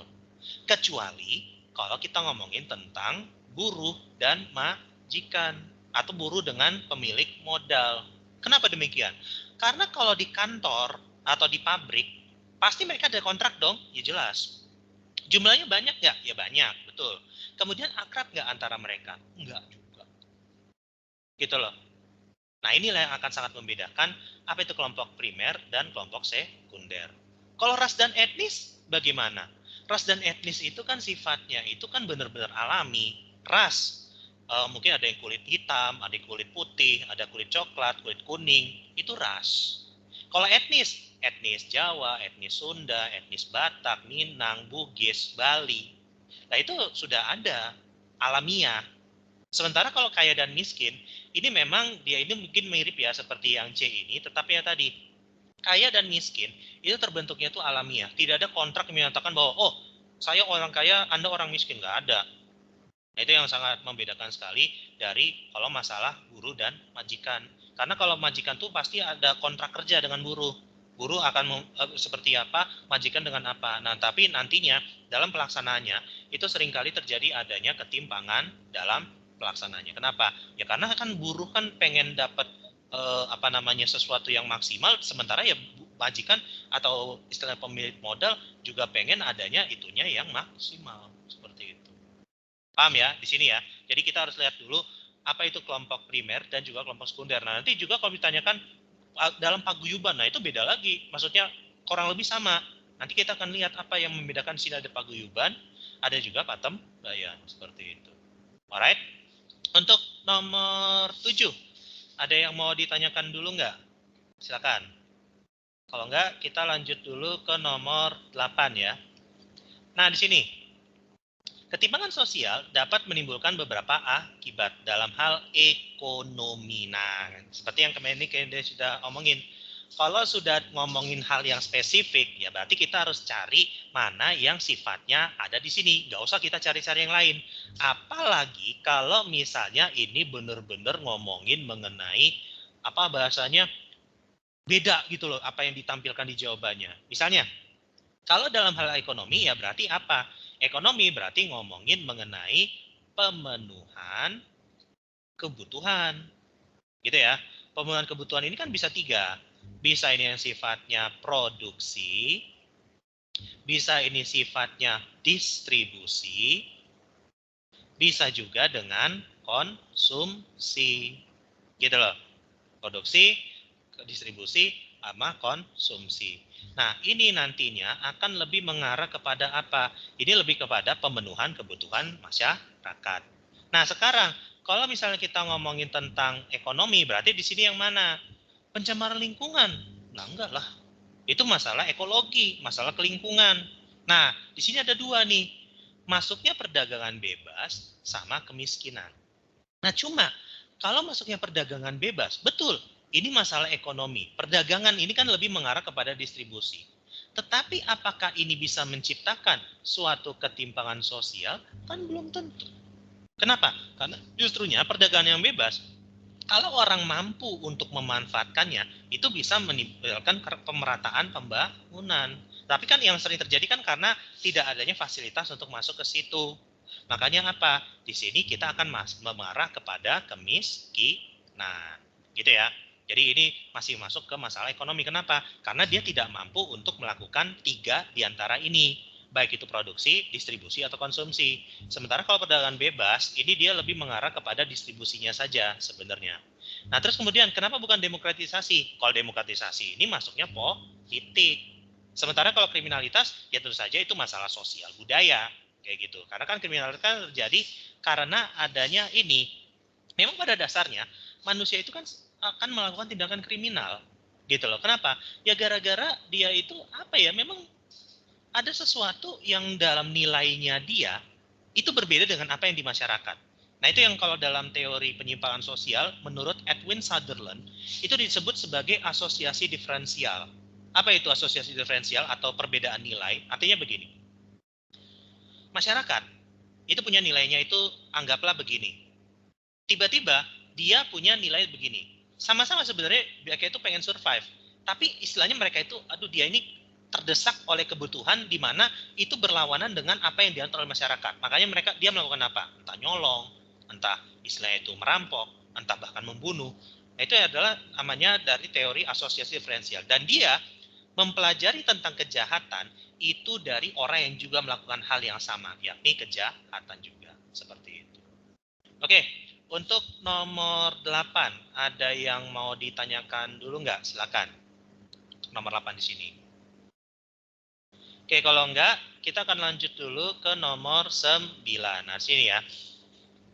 Ketimpangan sosial yang terjadi di masyarakat dalam bidang kesejahteraan itu tidak bisa dihindari. Nah, ini apa yang bisa kita lihat dalam hal tersebut? Jadi kalau ketimpangan sosial, kalau misalnya ini dalam kesejahteraan, ini bisa dilihatnya apa indikator atau apa yang bisa kita lihat dari kesejahteraan. Misalnya, sumber daya alam yang kurang dikelola baik oleh pemerintah. Ya, itu kan urusan dia, kita kayaknya nggak terlalu ngaruh ya. Nah, di sini yang mana yang akan lebih benar-benar yang akan kelihatan? Ini nih, tuh, lebarnya jurang pemisah antara kelas atas dengan kelas bawah. Kenapa? Ya kita bisa tahu, misalnya kalau si kaya ini dia memiliki misalnya apartemen, atau misalnya dia memiliki rumah mewah, atau misalnya ada tempat makan atau tempat apa yang apa namanya dia itu memiliki fasilitas yang lebih ya. Tapi kalau yang miskin ya akan misalnya ada namanya itu pemukiman padat. Atau misalnya ini untuk namanya itu juga ada yang namanya slum area atau wilayah kumuh. Itu kelihatan sekali bentuknya tuh di situ. Kenapa? Ya karena ketidakmampuan dalam memanfaatkan resource tersebut atau ketidakmampuan pemerataan resource yang ada seperti itu. Gitu ya. Nah, ini kita bisa lihat di masalah semakin lebarnya jurang pemisah antara kaya dan miskin. Kalau demo buruh, ya kadang-kadang demo buruhnya juga apa bahasanya buruhnya juga dia menggunakan sesuatu yang bisa dikatakan bahkan melebihi KND gitu loh, bisa jadi. Ya itu enggak, itu memang haknya mereka dan itu dilakukan setiap tanggal 1 Mei. Kenapa? Karena di situ ada hari buruh seperti itu. Gitu ya. Oke, terus kemudian nomor 9 dulu. Ada yang mau tanyakan nggak? Nomor 9. Oke, nomor 9 ada yang tanyakan. Sebelum lanjut ke nomor 10, Candy izin dulu bentar. Ada yang harus keluar sebentar. Nanti lihat dulu nomor 10. Nanti teman-teman boleh ngejawab. Misalnya pilihnya yang mana. Itu dulu ya bentar ya. Candy izin keluar dulu sebentar ya.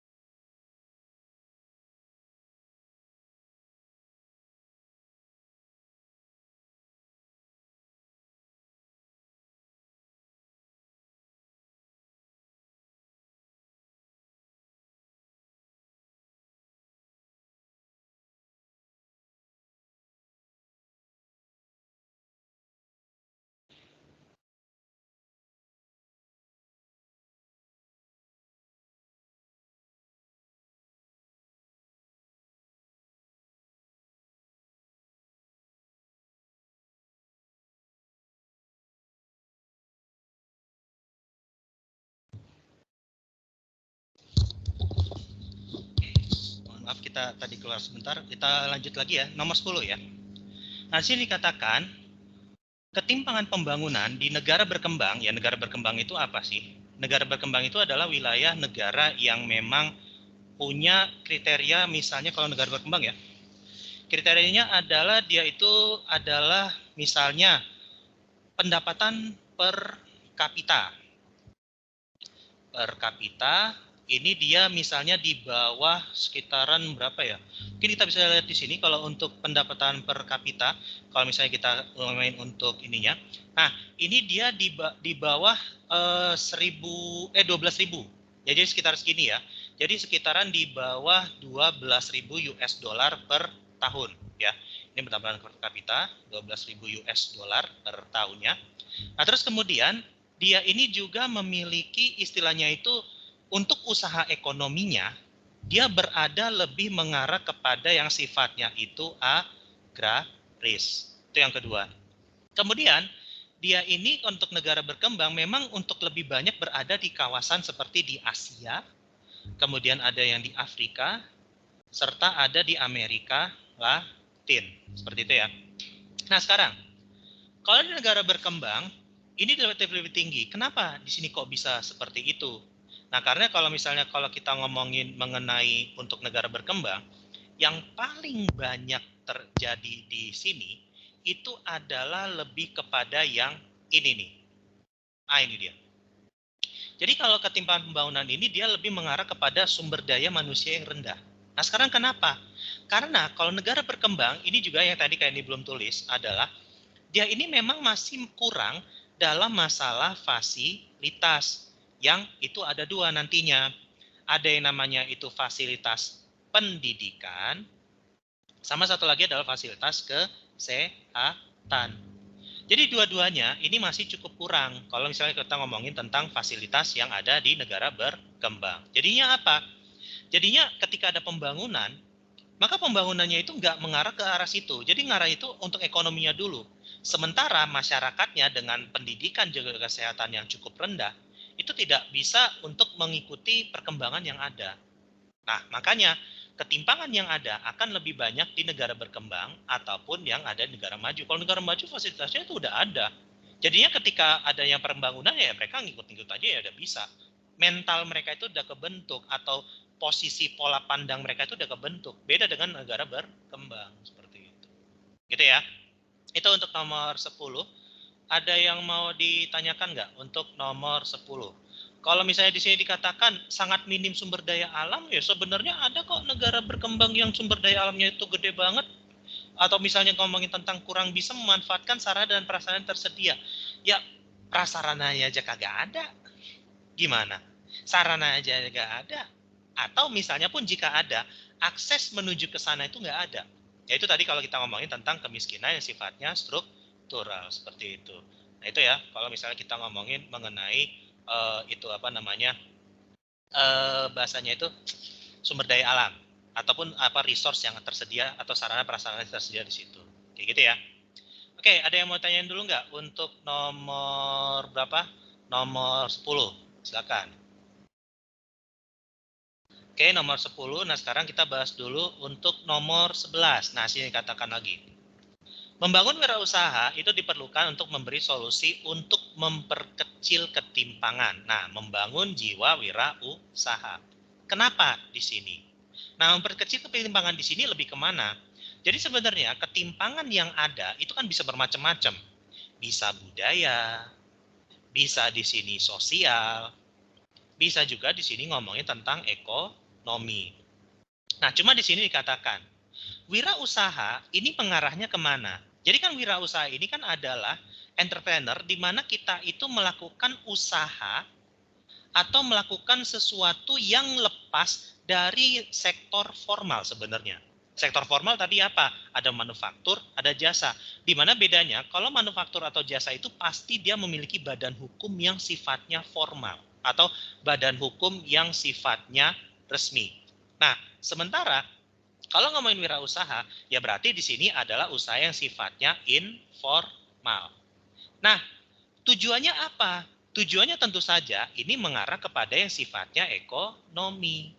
Nah, berarti di sini kalau misalnya di sini untuk menjadikan masyarakat itu bisa seimbang atau sejajar dalam kebutuhan ekonomi, ya berarti di sini mana nih? Kalau kita ngomongin tentang ekonomi, misalnya menghargai sikap profesional dalam kerjaannya.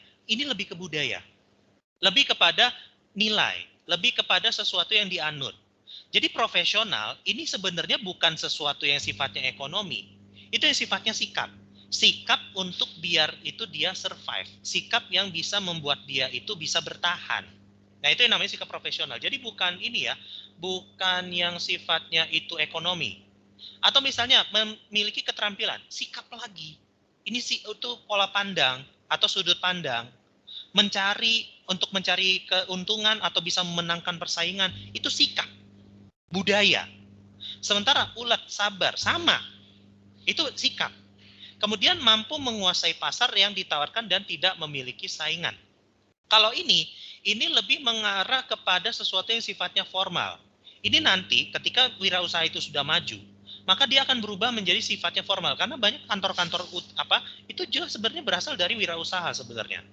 Jadi belum masuk ke sini ya. Jadi wirausaha belum mengarah ke arah sini. Betul sih ini ekonomi, tapi belum mengarah ke situ. Maka di sini lebih mengarah kepada mana? Ini nih, lapangan pekerjaan. Kenapa? Karena lapangan pekerjaan untuk wirausaha itu sangat banyak dan sangat gampang untuk masuknya. Contoh, kalau kita tahu coffee shop, barista-baristanya itu kan bukan orang-orang yang harus ahli banget kan. Yang penting mereka tahu cara meracik kopi seperti apa. Atau gini aja deh, bikin toko. Siapa yang bisa ngejawab toko? Ya asalkan tuh orang bisa tahu nyatet harga, bisa tahu inflow atau outflow dari suatu barang, atau cash flow-nya itu seperti apa dengan sederhana, dengan ya kalau apa ada aplikasi pun aplikasinya juga sederhana, nggak repot. Atau kita bikin sesuatu kayak warung boba deh, siapa yang bisa ngejagain? Yang bisa ngejaga itu orang yang memang udah dilatih cara bikinnya gimana, cara nyatet pengeluaran pemasukan bagaimana, udah kelar. Nggak usah kita harus pakai misalnya lulusan S1, usia maksimal 35 tahun, atau misalnya punya pengalaman mengoperasikan ini, punya surat ini, punya surat itu kerjaan formal. Kalau kerjaan informal nggak seribet itu. Meskipun memang pada akhirnya kalau dia berkembang menjadi industri yang formal, ya bisa akan mengadakan persyaratan seperti itu. Tapi kalau atau wirausaha yang sifatnya informal ya buat apa? Tujuannya untuk apa? Tujuannya biar orang-orang bisa kerja. Tujuannya biar orang-orang itu bisa mendapatkan penghasilan yang setidaknya untuk kehidupan yang lebih layak. Kayak gitu ya. Nah itu untuk nomor 11. Oke, nomor 11 ada yang mau ditanyakan dulu nggak untuk nomor 11? Oke, nomor 11 sudah ada yang tanyakan. Kita lanjut dulu ke nomor 12. Nah, sini katakan. Masalah ketimpangan sosial harus diselesaikan ya tadi ya. Jadi dikatakan bahwa ketimpangan sosial ini adalah permasalahan, bukan fenomena. Kalau fenomena ya udah kita ngelihatnya itu biasa aja, kayak ngelihatnya kayak ya udah mau diapain. Tapi ini ketimpangan adalah suatu masalah. Kenapa? Karena pada ujungnya ini nantinya akan menimbulkan masalah baru kalau enggak diselesaikan. Nah, apa yang harus kita bisa mengatasi ketimpangan di mana di sini berkaitan dengan keadilan atau fair. Jadi ada beberapa di sini cara untuk mengatasi ketimpangan sosial. Misalnya, contoh, mematuhi perintah Tuhan dan menjauhi larangannya. Kalau di sini, ini berkaitan dengan masalah apa? Agama. Dalam agama kita juga diajarkan bahwa kita harus berperilaku adil, kita harus berperilaku yang sifatnya ya fair ya. Kita harus memperlakukan orang itu ya bahkan lebih baik daripada apa yang dia berikan ke kita sebenarnya. Gitu. Itu diajarin bahkan. Gitu ya. Nah, terus kemudian belajar membiasakan diri mencintai seorang manusia, kemudian melatih diri untuk demokratis dan bergaul. Nah, kalau ini lebih kepada masalah sosial ya, lebih kepada masalah pergaulan. Yang ini yang B sama C itu. Kalau di sini ini patriotisme, ini lebih kepada masalah politik. Nah, ini yang lebih kepada yang E ya. Kita melatih membiasakan diri untuk bertindak adil. Nah, tapi kalau misalnya kita ngomongin bertanya, apa sih adil itu? Adil itu adalah memberi sesuatu sesuai dengan tempatnya. Jadi adil belum tentu sama ya. Contoh begini, kita punya duit 1 juta. Nah, misalnya kita mau ngasih ke kita. Nah, kita anggaplah punya yang mau dikasih itu ada 2. Berarti kan kalau kita ngomongin sama, berarti kita akan ngasih 500-500. Gitu kan? Nah cuma kalau adil kita nggak akan gitu. Misalnya nih orang, misalnya adik kita punya kebutuhan yang satu 500, yang satunya 700, yang satunya 300. Ya udah, kalau adil kita akan ngasih itu yang satunya 700, yang satunya 300. Itu yang namanya adil, bukan sama atau setara. Kalau setara ya kita ngasih 500-500. Gitu loh. Padahal kebutuhannya bisa jadi berbeda seperti itu. Nah, itu yang kalau kita ngomongin tentang masalah adil. Jadi memberikan sesuatu sesuai dengan tempatnya dan juga berjiwa sosial. Jadi kita bisa tahu nih apa yang mereka perlukan, apa yang mereka sudah lebih dan apa yang mereka masih sangat kurang. Itu yang harus kita perhatikan. Seperti itu ya. Oke, untuk nomor 12 ada yang mau ditanyakan dulu nggak untuk nomor 12? Silakan. Oke, nomor 12 yang E. Nah, sekarang di sini nomor 13. Nah, ini. Pasal 33 ini memang adalah pasal yang mensyaratkan negara bertindak sebagai pelaku juga sebagai pemberi untuk ekonomi. Nah, sini dikatakan bahwa tanah atau bumi, air dan kekayaan alam ini masuk kepada untuk kemakmuran masyarakat. Nah, tujuannya apa di sini? Jadi, memang di sini pemerintah sebagai penyedia, ini juga sebagai pelaku, juga sebagai penyedia dalam suatu kegiatan ekonomi. Nah, tujuannya apa? Kenapa kalau di sini digunakan untuk kemakmuran? Kenapa di sini digunakan untuk kepentingan masyarakat? Karena ini nantinya akan kita gunakan untuk masalah kesejahteraan. Dalam hal ini adalah pemerataan. Seperti itu. Jadi tujuannya biar tidak ada yang kayak dominan. Tapi permasalahannya kalau kita ngomongin tentang kenyataan ya, kalau kita ngomongin tentang kenyataan, tetap aja ada satu bidang ekonomi yang sangat dominan dalam satu negara tersebut. Nah, tetapi di sini lebih ke arah mana? Nah, ini lebih mengarah kepada, kalau berdasarkan soalnya, ini lebih yang ada di sini. Jadi sumber-sumber daya alam ini ada beberapa yang jangan sampai jatuh ke pihak tertentu. Jadi ada yang sangat dominan, misalnya melakukan apa yang kita namakan di sini sebagai apa bahasanya monopoli, gitu. Apa itu monopoli? Ya tadi, monopoli adalah penguasaan satu bidang ekonomi tertentu oleh satu pemain. Baik itu yang menjual, baik itu yang mendistribusikan, atau bukan yang konsumsi ya. Karena kalau konsumsi itu yang namanya monopsoni. Kalau monopsoni itu artinya satu pembeli. Contoh, misalnya kayak pabrik Indomie misalnya. Pabrik Indomie itu kan dia untuk bawang gorengnya itu kan diambil dari para petani, tapi yang ngebeli siapa? Ya dia doang gitu. Nah, dia agak sedikit berbeda ya antara monopoli dengan monopsoni. Nah, kalau monopoli yang penjual, contohnya siapa? Ya contohnya misalnya seperti kalau di Indonesia itu, kalau PLN itu distributor ya hitungannya, tapi dia juga sebagai penjual. Kenapa?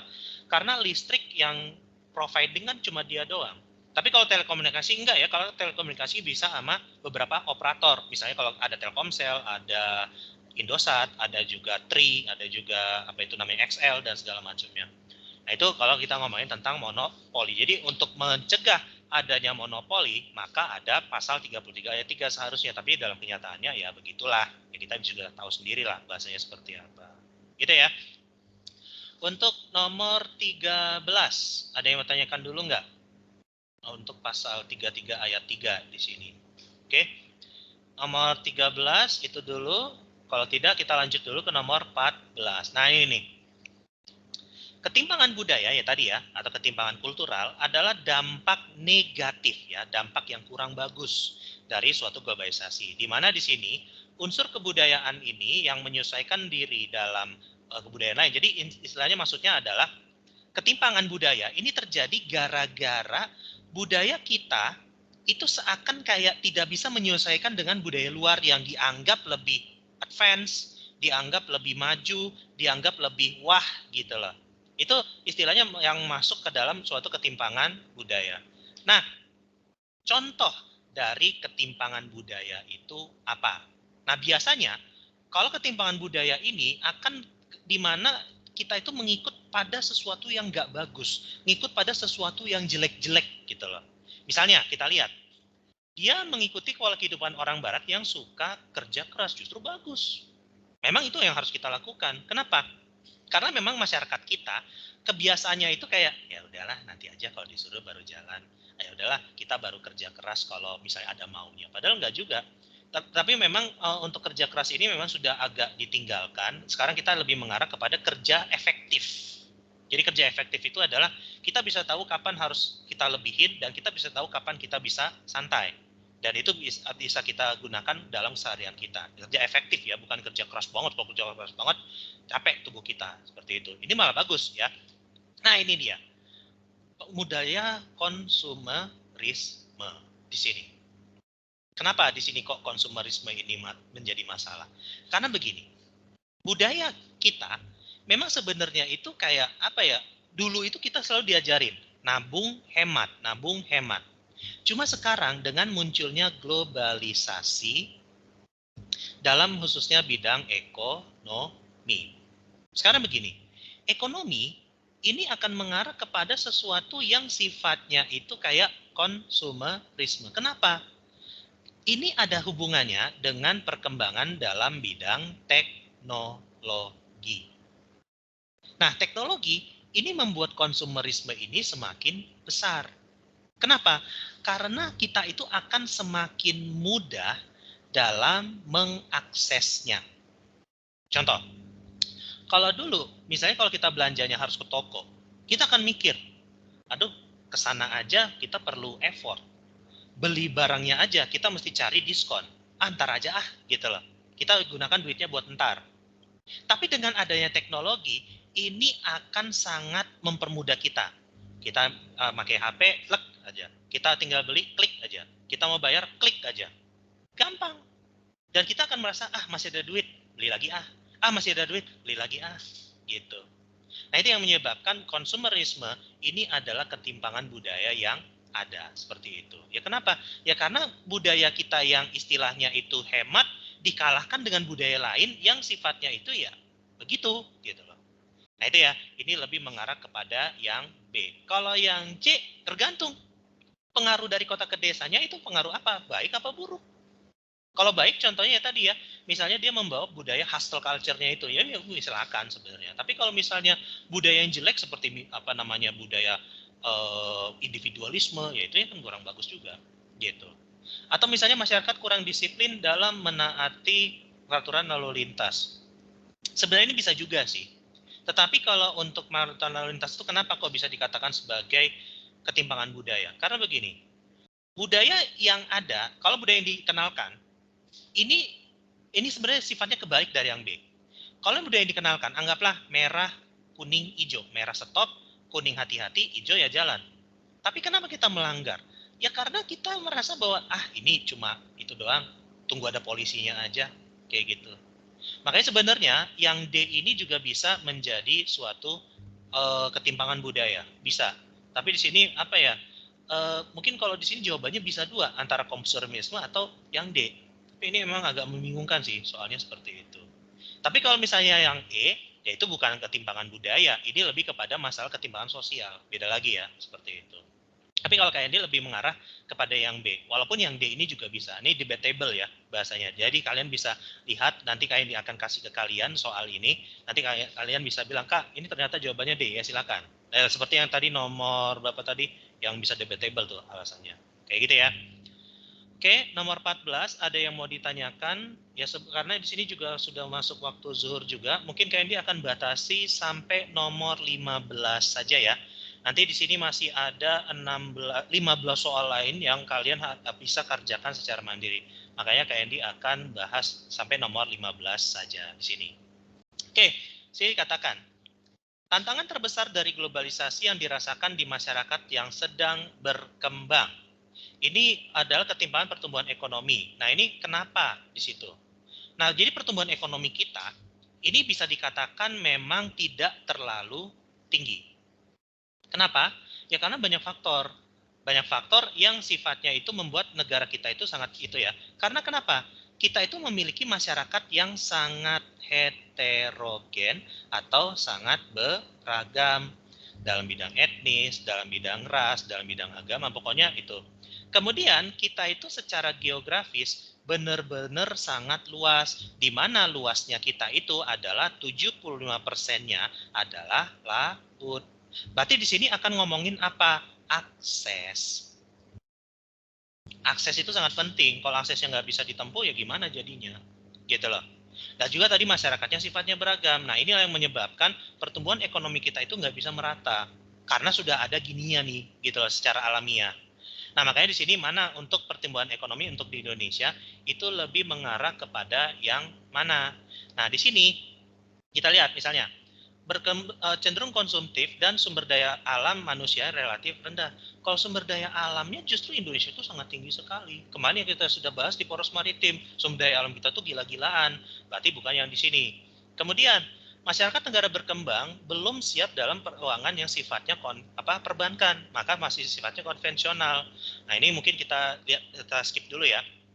Kekuatan ekonomi negara kapitalis menguasai sektor produksi dan menjadikan negara berkembang sebagai pemasok bahan mentah. Nah, ini kita skip dulu.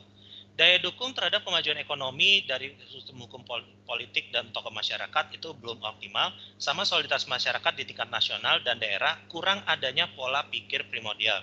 Nah, ini justru betul nih, kalau dia ini bukan itu ya, jadi yang E ini bukan. Jadi justru lebih banyaknya itu pola pikir primordial, jadi menguntungkan untuk etnisnya sendiri atau kelompok-kelompoknya sendiri. Nah, ini justru bukan itu masalahnya.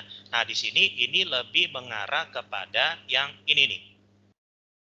Nah, ini jadi saking banyaknya heterogennya masyarakat kita, jadi yang lain-lainnya itu masih belum optimal. Artinya apa? Jadi anggaplah di sini sudah ada yang tinggi, tapi yang di sini nggak didukung, ya jadinya kan kayak gitu-gitu aja gitu loh. Atau misalnya di daerah lain, misalnya kota ini gede, tapi kota sebelahnya kecil, ya jadinya begitu. Itu yang terjadi. Daya dukung dari beberapa bagian masyarakat itu masih belum optimal, masih belum bisa untuk mendukung, saling mendukung itu masih belum bisa. Kayak gitu aja ya. Kenapa? Ya tadi, masyarakat kita heterogen, kita itu terlalu luas, banyaknya etnis, banyaknya ras, dan juga banyaknya kepentingan yang ada dalam masyarakat itu sendiri. Seperti itu kurang lebihnya. Oke, jadi ini soalnya kayak dibatasi sampai nomor 15 karena ini sudah masuk waktu selesai juga. Ini nomor 16 sampai nomor 30 silakan kalian kerjakan secara mandiri, nanti Andy akan kasih di grup ya seperti biasa. Sampai di sini ada yang mau ditanyakan terlebih dahulu nggak untuk materi tentang globalisasi? Silakan. Kalau tidak ada, itu aja dulu untuk hari ini. Kita ketemu kembali di Selasa pekan depan ya. Terima kasih atas perhatiannya dan juga kehadirannya. Dan Kandi mohon maaf jika dalam penyampaian ataupun dalam pelaksanaan ada yang masih kurang, atau yang kurang berkenan, atau yang masih ada yang kurang lengkap, atau pokoknya segala ada yang masih kurang lah, masih seperti itu. Karena itu murni dari Kandi sebagai seorang manusia, adalah tempatnya salah dan juga tempatnya lupa. Untuk itu kita akhiri dengan bacaan hamdalah, alhamdulillahirabbil alamin. Serta kita tutup dengan penutup majelis, subhanakallahumma wa bihamdika asyhadu an la ilaha illa anta astaghfiruka wa atubu ilaik. Oke, silakan yang kalau mau live boleh ya. Itu dulu ya untuk hari ini ya. Kita ketemu lagi Selasa pekan depan. Terima kasih Kak. Ya, silakan. Mari ya, silakan.